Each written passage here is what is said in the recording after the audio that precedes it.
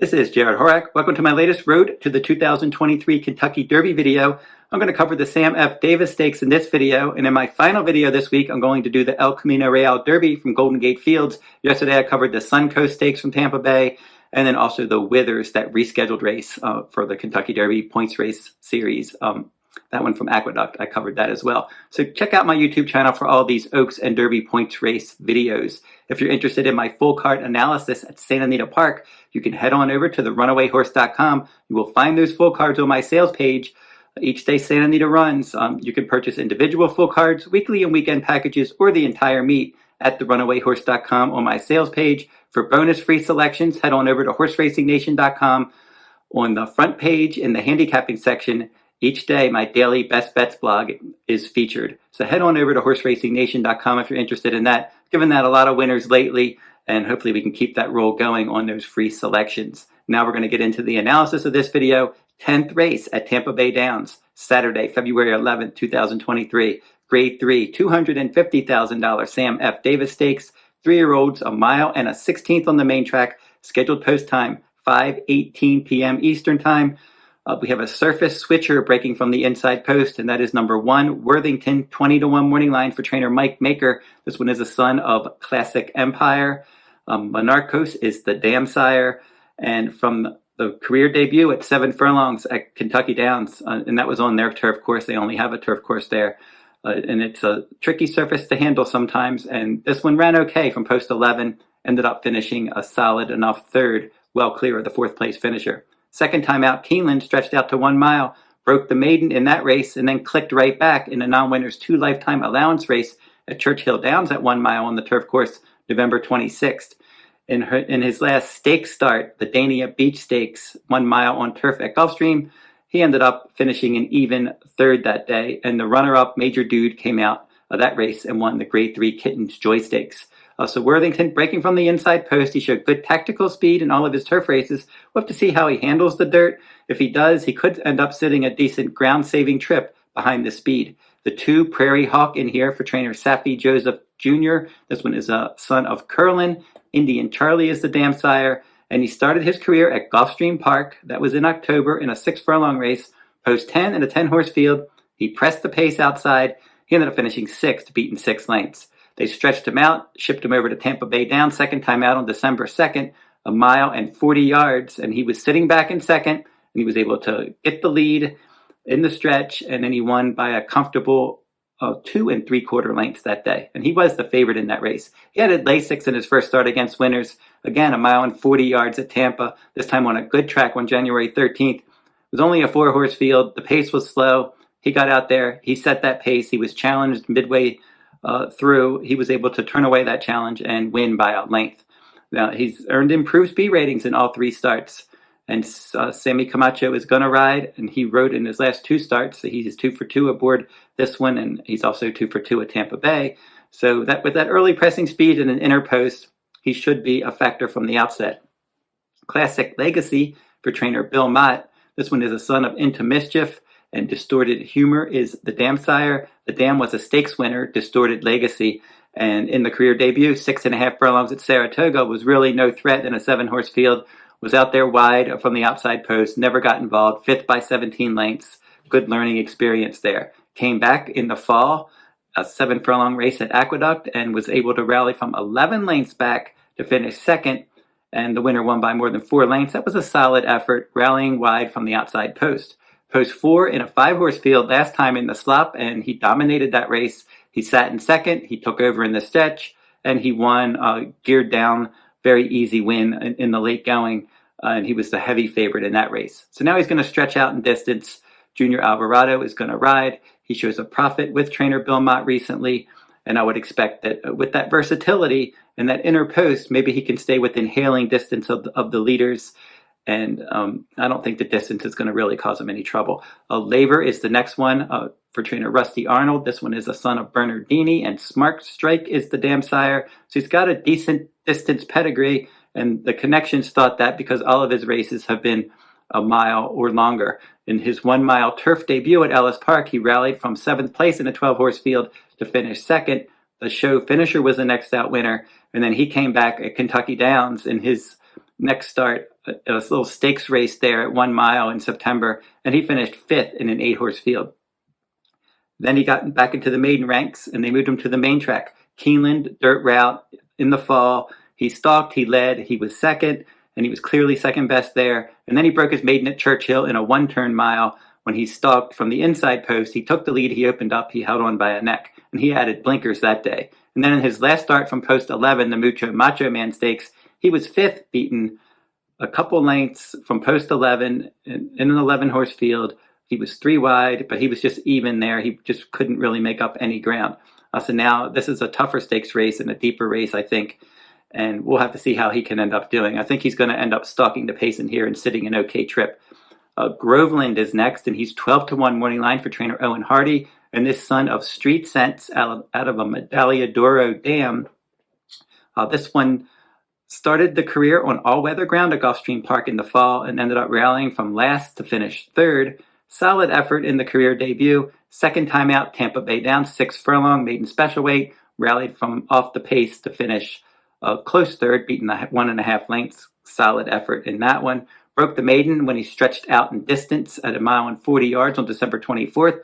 Tracked from second, took the lead, was challenged, but he held on and won by a neck. And then in his last start, Optional Claiming Company, that 4-horse field that Prairie Hawk comes out of, he just chased that one and he finished second, beating a length. He's going to have to pick it up a bit if he expects to beat these, but he did earn improved speed ratings in all 4 of his starts. Classic Car Wash for trainer Mark Casse. This one is a gelded son of Noble Bird, and he's run 3 times in his 5 furlong debut. It was just too short for him. He finished 5th in a 9-horse field. Second time out, a maiden optional claiming race at Gulfstream Park at 7 furlongs. He stalked, he took the lead, and he pulled well clear to win by more than 8 lengths. He added Lasix. He was the favorite in a restricted allowance race last time on all-weather ground against Florida Bred Company. And in that race, he just controlled the pace from the inside post, and he won easily by more than 2 lengths. So he's losing Lasix this time, but his 3rd start after a layoff, his 2nd route race, he's got early pressing versatility, and he's going to be a big price. Dubyuhnell is your 9-5 morning line favorite. And this son of Good Magic is 2 for 3 in his life. In his first start, he finished 4th. Instant Coffee won that one. That was at 7 furlongs at Saratoga. That one's won a couple Kentucky Derby points races since then. This one chased wide that day, and in that 9-horse field, it was just an even effort. Put blinkers on, caught a wet track in a race originally scheduled for the turf, and moved to the main track at Aqueduct second time out. And he sat back in 6th from post 9 in a 9-horse field. And he was able to power away and win by more than 2 lengths. So he liked the blinkers, he liked the wet track. And then in his last start in the Remsen Stakes, again, he caught a wet track at Aqueduct, stretched out to 1 mile and 1/8. Chased from second.